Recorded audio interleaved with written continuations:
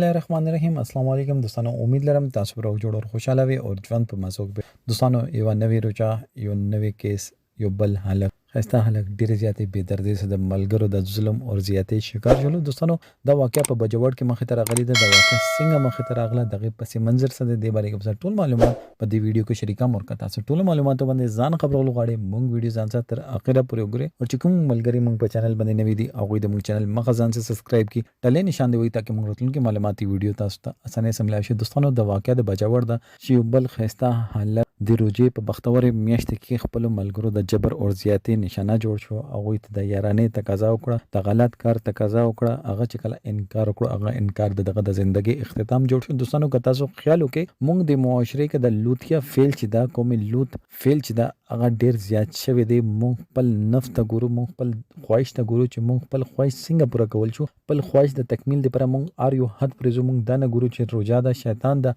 دوستانو روجي کې شیطان خو کوي چې نو بیا دا کوم چیز وی چې دوی مجبورای. روجي کې انسان نفس چې دا هغه الله پاک شیطان کې کول وعده کړی دا، او دا نفس رسی چې دا رسی تاسو خپل لاس کې خو که تاسو هغه باندې لږ سوچ وکړئ. دوی ظالمانو هغه اول بدفعلی کړی دی چې کله هغه وته ویل چې اوس به خلکو ته اول دغه منې کړی دی، بیا په زور باندې دغه د غلط کار کړی دی، هغه نه بعد قتل کړ. دوستان کسان گرفتار شوی دي، دوی ته عبرتناک سزا ورکول پکار ده. د الک مور وای چې ما زوی داسې څه غلطي و الله پاک وته خیس ورکړي، خوبصورت باډي وته ورکړي دو د لوتیا فیل وجه سره ما د زوی. دوستانو ممبر باندې مولانا ته سکول کې ټیچر هانه هغه نه بعد موږ د معاشره نه د ګنده عمل چې دا د مکروه عمل چې دا موږ معاشره نه ولې نه ختميږي. دوستانو دې باره کې سوچ کول پکار ده. دوستانو دې باره کې تاسو سره د کمنټ سیکشن کې خپل رائے ضرور وکړئ. والسلام.